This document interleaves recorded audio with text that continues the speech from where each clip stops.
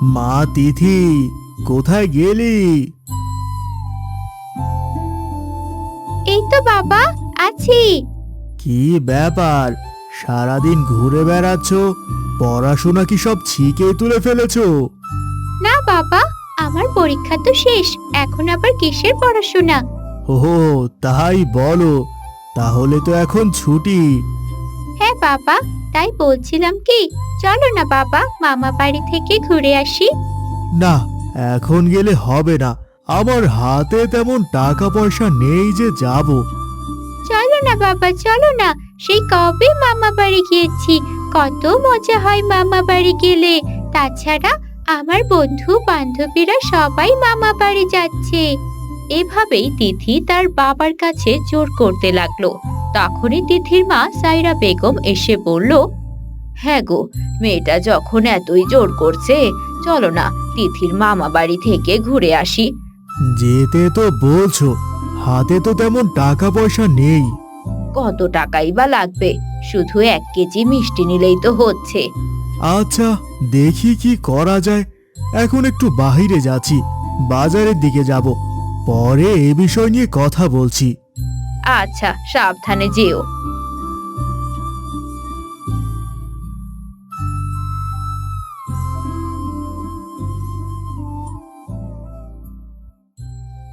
কি ব্যাপার শামসুল, আজ এত তাড়াতাড়ি দোকান বন্ধ করে দিচ্ছিস যে? আর বলো না লালু ভাই, মেয়েটা কয়েকদিন ধরে বলছে মামা বাড়ি যাবে, তাই নিয়ে যাচ্ছি। আমারও তেমন কোনো জায়গায় ঘোরা হয় না, এই সংসার সংসার করেই পড়ে থাকি। যাই এবার একটু ঘুরে আসি, একটু ঘোরাঘুরি করলে মনটাও ভালো থাকে। তা আজকে যাচ্ছ নাকি? আজকেই যাচ্ছি।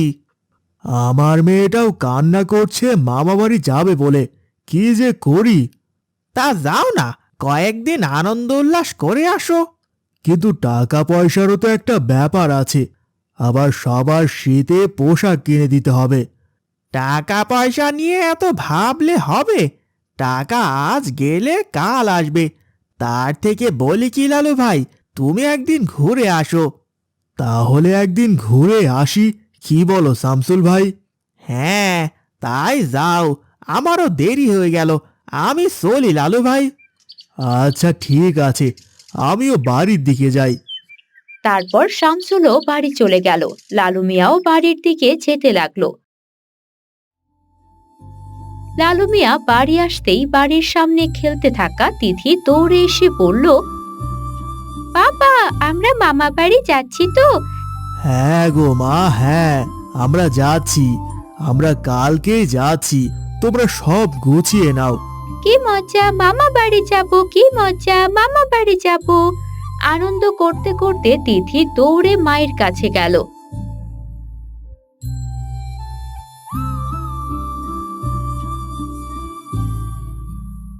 মা, আমরা কাল মামা বাড়ি যাচ্ছি, খুব মজা হবে। এত আনন্দ আগে থেকে করিস না, আগে যাই তারপর করিস। হ্যাঁ গো তিথির মা, কালকে আমরা সবাই তিথির মামা বাড়ি যাচ্ছি। যা নেওয়ার আজকে গুছিয়ে নাও। আচ্ছা, গুছিয়ে নেব।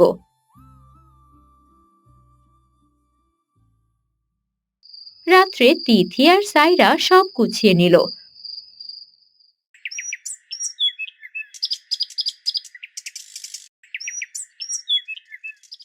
পরের দিন সকালে সবাই যাবে বলে তৈরি হলো।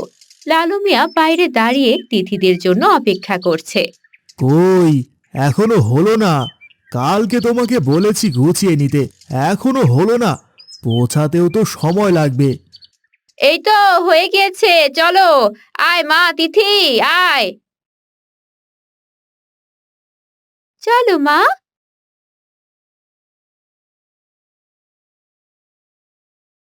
তাড়াতাড়ি চলো, কত দেরি হয়ে গেল বলো তো?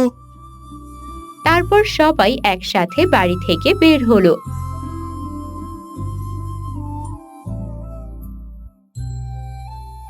মা, মামা বাড়ি কি এখনো রস হয়? আর রাতে আগুন জ্বালানোর জন্য খড় আছে তো?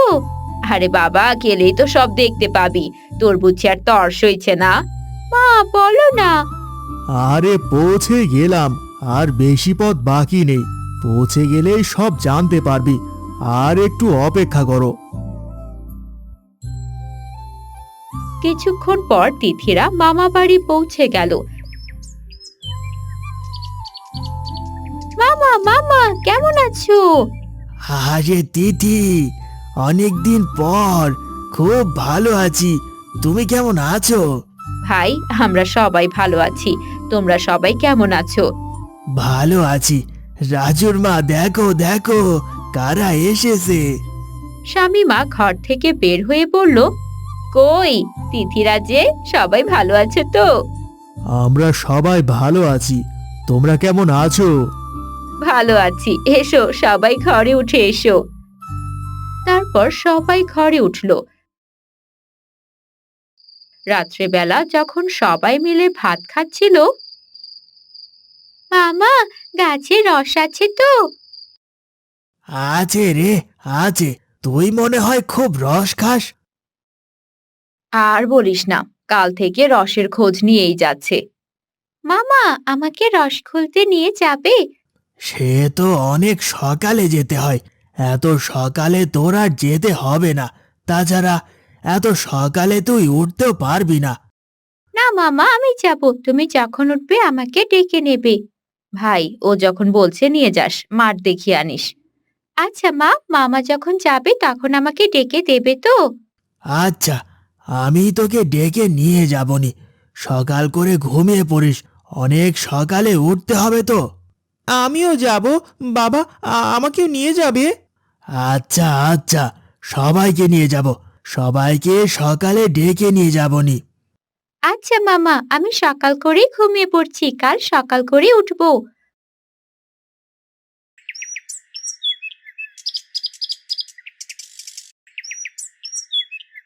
পরের দিন সকালে তিথিকে বরকত ডাকতে লাগলো।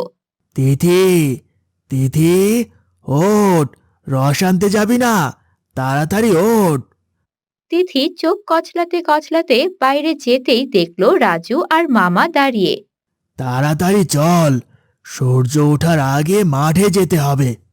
সকালের আবছা আলোয় তারা মাঠের দিকে যেতে শুরু করলো। মামা আর কত দূর? হাঁটতে হাঁটতে পা যে ব্যথা হয়ে গেল। এই তো চলে এসেছি, আর বেশি দূর না। এতক্ষণে তারা গাছের কাছে পৌঁছে গেছে। তোরা গাছের গোড়ায় দাঁড়া, আমি রস পেরে নিয়ে আসি। বরকত এই বলে গাছে উঠে রস নিয়ে নিচে নামতেই তিথি আর রাজু কাড়াকাড়ি করতে লাগলো। আমি আগে রস খাবো। না না, আমি আগে রস খাবো। আরে তোরা টানাটানি করিস না, ভার ভেঙে যাবে। বলতে বলতে হাড় ভেঙে গেল, রস সব মাটিতে পড়ে গেল। যা, ভাঁড়টা ভেঙে ফেললি। আমি কতবার টানাটানি করতে মানা করলাম, কথা তো শুনলি না। সব রস তো নষ্ট হয়ে গেল। আমরা কি এত বুঝতে পেরেছিলাম নাকি? আর মন খারাপ করতে হবে না। আমি আরেকটা গাছ থেকে রস পেরে আনছি। আর যেন মারামারি করবি না। বরকত আরেকটা গাছে উঠলো। সেই গাছ থেকে রস খুলে গাছ থেকে নেমে বলল, তিথি যেহেতু আমাদের বাড়িতে বেড়াতে এসেছে, তাই তিথি আগে খাবে। রাজু, তুমি পরে খাও। আচ্ছা আব্বু। এরপর তিথি পাটখুটির নল ভাঁড়ের ভেতরে দিয়ে রস খেতে শুরু করলো। তারপর রাজু রস খেলো।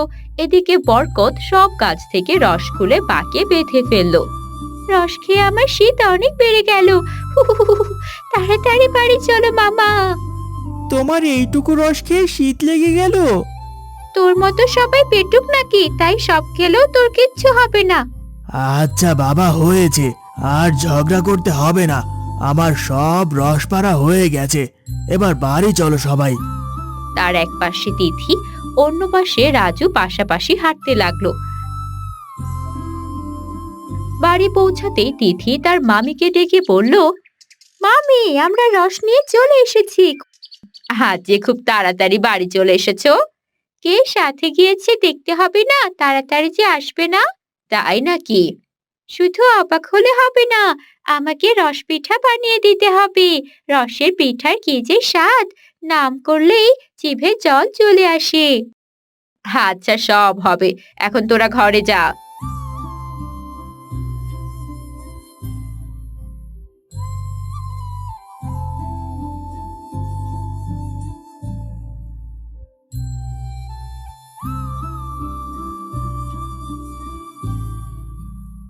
রসের পিঠা বানানো হয়ে গেছে। এবার খেয়ে বলো তো কেমন হয়েছে। কই দেখি মামি দেখি। তিথি একটা খেয়ে বলল, ওয়াও, খুব মজা হয়েছে মামি, আমি সব খেয়ে ফেলতে পারবো। আচ্ছা বাবা, তুই সবই খা, আমি সবার জন্য আরো নিয়ে আসছি। শামিমা সবাইকে পিঠা খেতে দিল। সবাই শামিমার পিঠার খুবই প্রশংসা করলো।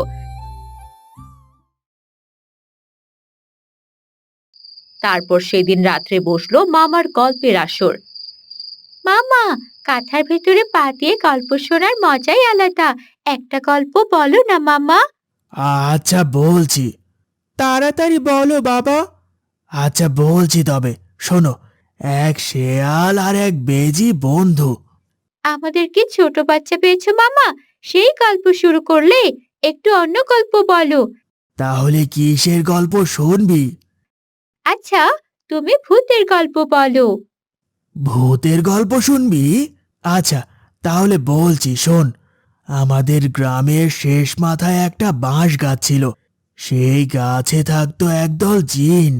ওইখানে যেই যেত তাকে বাঁশ দিয়ে ওপরে তুলে নিত, নয়তো বাঁশ মাথায় ফেলে অজ্ঞান করে ফেলতো। কিন্তু কোনো কারণে তারা মারতো না। গ্রামের মানুষ খুবই অতিষ্ঠ হয়ে গিয়েছিল। মামা, সেই বাঁশ গাছ কি এখনো আছে এই গ্রামে? আরে পাগলি, এগুলো তো গল্প। আমিও শুনেছি বাঁশ গাছের কথা, কোনোদিন দেখিনি। তাহলে মামা এসব গল্প আসলো কোথা থেকে? গ্রামের মানুষের মুখে মুখে এমন গল্প কত রয়েছে যেগুলোর কোনো প্রমাণই থাকে না। যাই হোক, এখন ঘুমিয়ে পড়, অনেক রাত হলো। আরেকটা গল্প বলো না মামা। আর গল্প? রাজু তো ঘুমিয়ে পড়েছে, তুইও ঘুমিয়ে পড়। আচ্ছা মামা। তিথি একটা হাই তুলে ঘুমিয়ে গেল।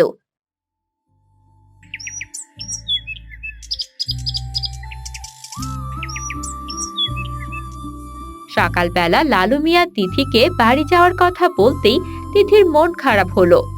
বাবা, মামা বাড়ি আর কয়েকদিন থাকি না, আর কয়েকটা দিন।